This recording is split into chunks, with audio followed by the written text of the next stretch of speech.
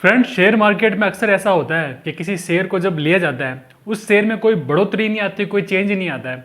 उसके जो साथ के जितने भी शेयर होते हैं वो बहुत तेज़ी से बढ़ रहे होते हैं, लेकिन जो शेयर हमने खरीदा उसमें कोई चेंजेस नहीं आता। आखिर ऐसा क्यों होता है? तो इस वीडियो को लास्ट तक जरूर देखना, और अगर चैनल को सब्सक्राइब नहीं किया तो सब्सक्राइब कर देना दोस्तों। ऐसे शेयर जिनमें कोई भी चेंजेस नहीं आता है, उसका एक सबसे बड़ा कारण होता है कि हमने ऐसे शेयरों में निवेश कर दिया जो ग्रोथ स्टॉक्स नहीं है। ग्रोथ स्टॉक्स क्या होते हैं? ऐसे स्टॉक्स होते हैं जिनमें हर साल उसके प्रॉफिट में, सेल में, रेवेन्यू में निरंतर बढ़ोतरी होती रहती है, यानी कि उसका प्रॉफिट बढ़ता है, उसकी सेल बढ़ती रहती है। लेकिन हमने ऐसे स्टॉक्स में निवेश नहीं किया होता है, तो ये एक बहुत बड़ा कारण होता है कि उस शेयर का भाव बढ़ता ही नहीं है। ग्रोथ स्टॉक्स नॉर्मली कौन से स्टॉक्स होते हैं? हर सेक्टर के जो टॉप लीडर आप उठा के देख लीजिए। बैंकों में एचडीएफसी बैंक है, आईसीआईसी बैंक है। अगर दूसरे सेक्टर की बात की जाए, एफएमसीजी की बात की जाए, तो आईटीसी है, हिंदुस्तान यूनिलीवर है, ब्रिटानिया है।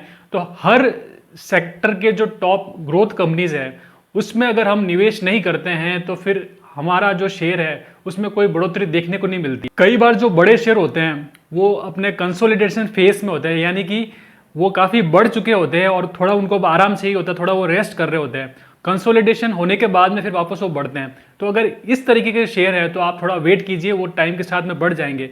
लेकिन अगर आपने ऐसी शेयर में इन्वेस्ट कर दिया है जो बहुत पहले अच्छी प्राइस पे था, उसके बाद डाउन होते होते बहुत नीचे आ गया, अब उसमें कोई चेंजेस हो ही नहीं रहा, वो उसी रेंज में घूम रहा है, तो ऐसे स्टॉक्स में आपका पैसा फंस सकता है। ऐसे स्टॉक्स से जो है वो कोई आपकी वेल्थ क्रिएट नहीं होगी। दोस्तों, एक बड़ा कारण कि हम जो शेयर में, स्टॉक में इन्वेस्ट करते हैं वो नहीं बढ़ता है, वो अगर स्टॉक साइक्लिक स्टॉक होगा। साइक्लिक स्टॉक का मतलब उसका एक साइकिल चलता है, उस साइकिल के दौरान वो शेयर बहुत अच्छा बढ़ता है और वापस जब कुछ साल ऐसे आते हैं, 2-3 साल वो शेयर पूरा नीचे जाता है, फिर वापस 2-3 साल और बढ़ता जाता है। तो ये साइक्लिक स्टॉक्स होते हैं। इसमें नॉर्मली आते हैं जैसे मेटल हो गए, एयरलाइन कंपनी हो गई, पीएसयू बैंक्स हो गए।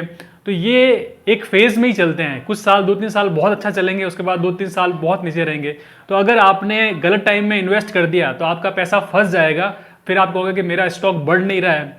तो टाइमिंग का बहुत ज़्यादा ध्यान रखना है। अगर आप ग्रोथ स्टॉक्स में पैसा डालते हैं तो देर सवेर उसमें बढ़ोतरी होती है, लेकिन अगर साइक्लिक स्टॉक्स में अगर आप पैसा डाल देंगे तो वहाँ पर आपका पैसा जो है वो अगर उस साइकिल के अनुसार मैच नहीं हो रहा है तो वो नहीं बढ़ेगा। दोस्तों, एक बहुत बड़ा कारण होता है शेयर की प्राइस में कोई चेंज नहीं आता, शेयर बढ़ता नहीं है। उसका एक बड़ा कारण होता है कि जो एफआईआई होते हैं, फॉरेन इंस्टीट्यूशनल इन्वेस्टर, और डीआईआई, डोमेस्टिक इंस्टीट्यूशनल इन्वेस्टर, इनका उस शेयर में इतना रुझान नहीं होता है, उनका उतना इन्वेस्टमेंट उसमें नहीं होता है।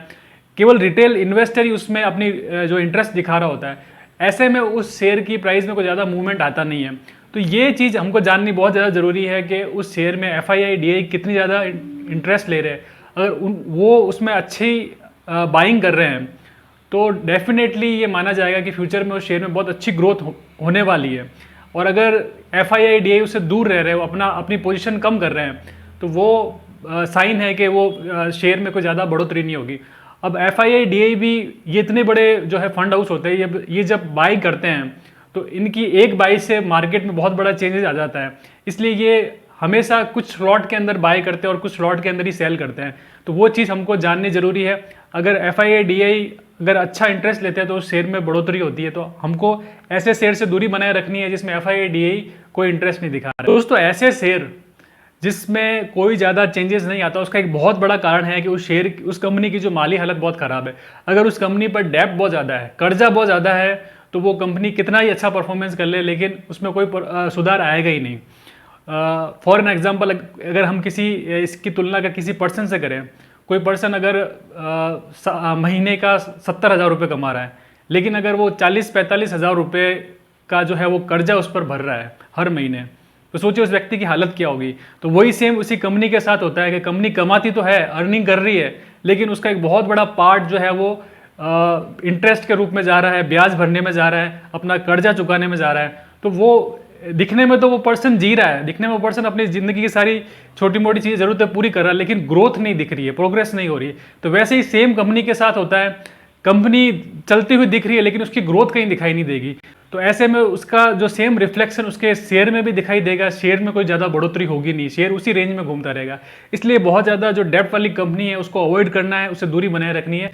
अगर हम ऐसे शेयर के ऐसी कंपनी के अंदर फंस जाते हैं तो हमारे जो शेयर है उसके अंदर भी हमको नेगेटिव चीज़ देखने को मिलती है। दोस्तों, कोई शेयर बढ़ता नहीं है तो उसका एक बहुत बड़ा कारण पी रेशियो भी होता है।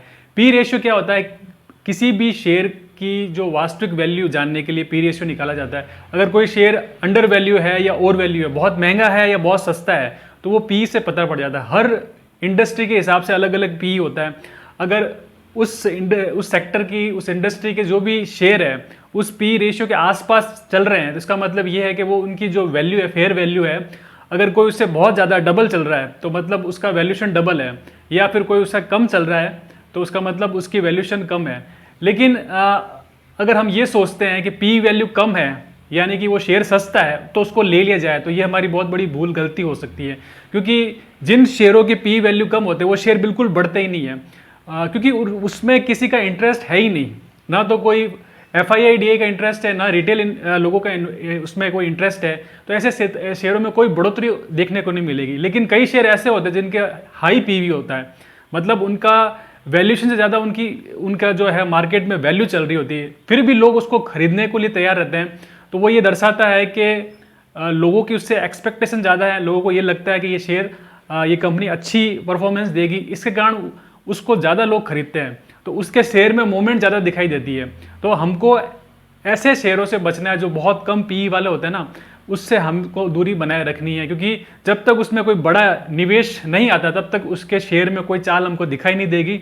इसलिए इस चीज़ को जरूर ध्यान रखिए। दोस्तों, कुछ शेयर ऐसे होते हैं जो अक्सर बढ़ते नहीं, उसका एक बहुत बड़ा कारण होता है कि उसमें ज़्यादातर जो है वो गवर्नमेंट रेगुलेटरी से जुड़े हुए शेयर होते हैं, मतलब गवर्नमेंट का जिस पर कंट्रोल वो ज़्यादा होता है। तो इन्वेस्टर उससे हमेशा दूरी बनाए रखते हैं। वो सोचते हैं कि गवर्नमेंट की क्या पता कौन सी पॉलिसी आ जाए जिससे इस शेयर के अंदर कुछ एकदम से बड़ा कोलैप्स हो जाए या कुछ नेगेटिव चीज़ आ जाए।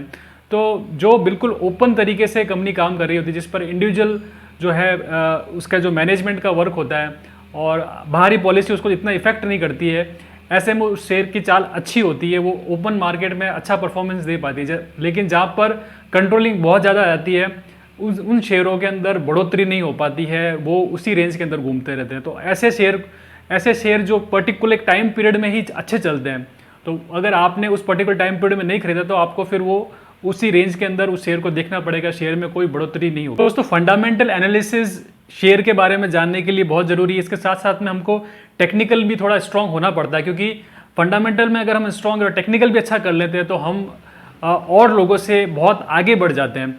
तो दोस्तों, अगर कोई शेयर नहीं बढ़ रहा है तो उसका आप टेक्निकल पॉइंट ऑफ व्यू भी देखिए, उसका डेली, वीकली, मंथली चार्ट आप रेगुलर वॉच कीजिए कि उसके अंदर कहीं पर कोई बड़ा चेंजेस आ रहा है। अगर वो शेयर ज़्यादा नहीं बढ़ रहा होगा तो वो उसका जो जितने भी चार्ट्स बन रहे हैं उस चार्ट्स में एकदम नॉर्मली उस रेंज में ही वो घूम रहा होगा, जहाँ पर कोई बड़ा वॉल्यूम आपको देखने को नहीं मिलेगा, बहुत लो वॉल्यूम पे वहाँ पे काम हो रहा होगा। इसका मतलब किसी का उसमें इंटरेस्ट नहीं है। जहाँ कहीं पे एकदम से प्राइस में इंक्रीमेंट होगा, प्राइस एकदम चेंज होगी, वहाँ पर एक बड़ा वॉल्यूम आएगा।